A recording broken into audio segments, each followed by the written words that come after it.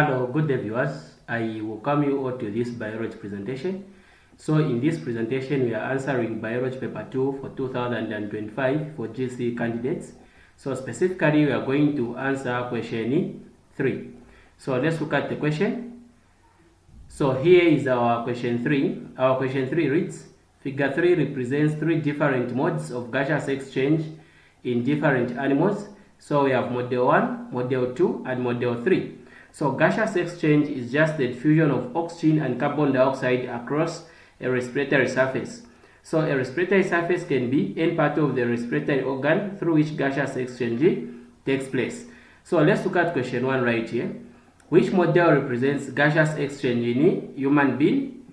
A2, insects. So we have model 1, model 2, and model 3. So from these models, we want to identify the model that represents gaseous exchange in humans. So this will be model 1. And for insects, it will be model 3.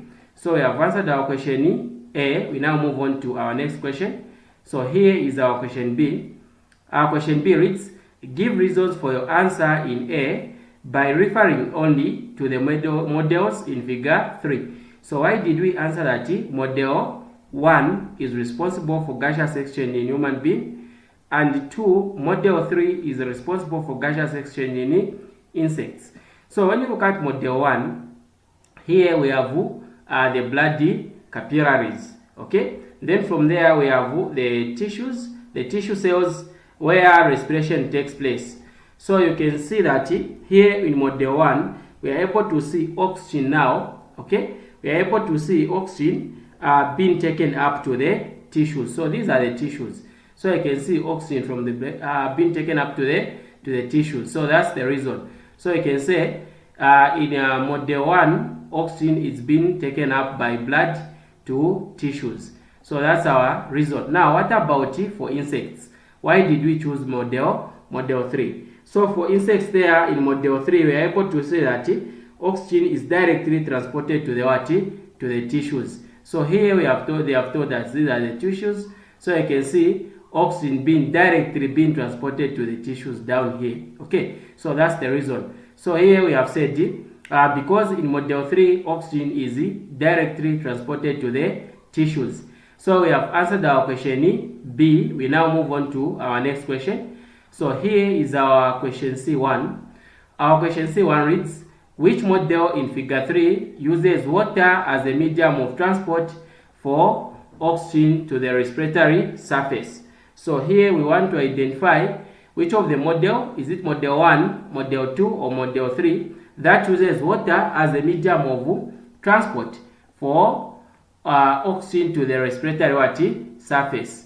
So the model that is responsible, that uses water as a medium of exchange, in model 1 we have said this one is for humans, okay? It's used in gaseous exchange for humans, and we know that in humans, when it comes to gaseous exchange, water is not used as a medium of transport for oxygen to the respiratory surface. So model 1, no. Again, model 2, we have said is for insects.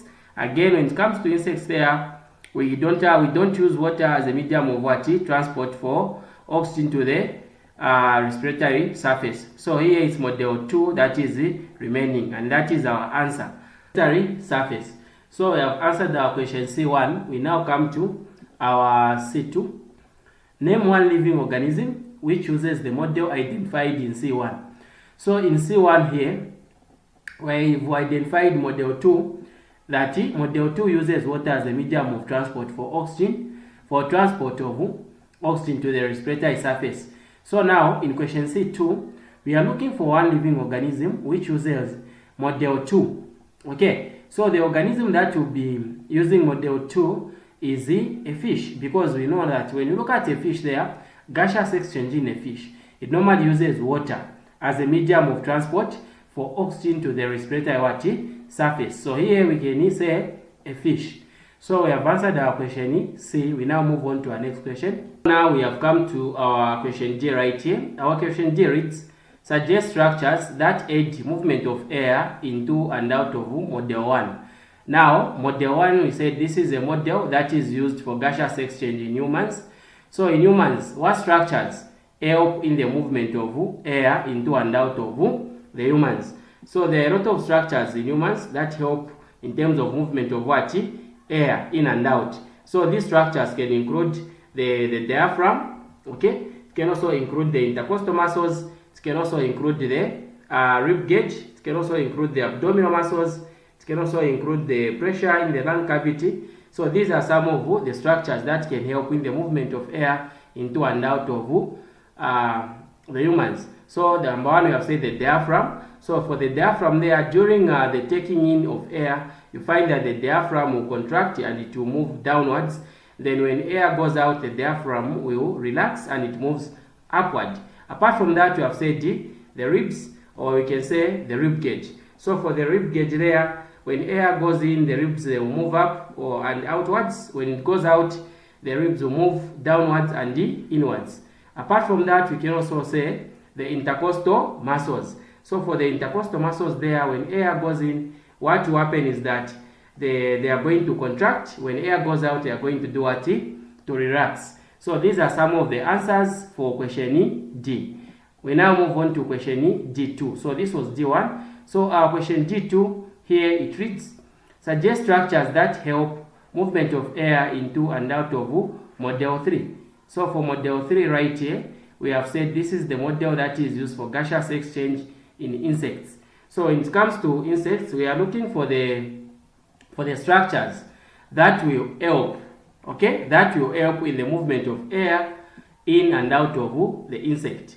So these structures are many in insects as well. We can talk of the trachea system. We can also talk of the spiracles, okay. We can also talk of the abdominal wall. These are some of the structures. So number one, we have said the spiracles. So the spiracles, these are just the openings of the trachea system of an insect, okay, which are found at the side of the body of the insects. And these, they help in the movement of air in and out of the insects.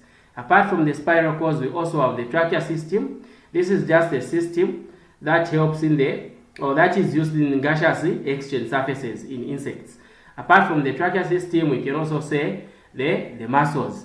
So these are some of the structures that help in air movement in and out of the insects. Okay. Apart from that, we have said the abdominal hole. So we've come to the end of our short presentation. Thank you so much, everybody.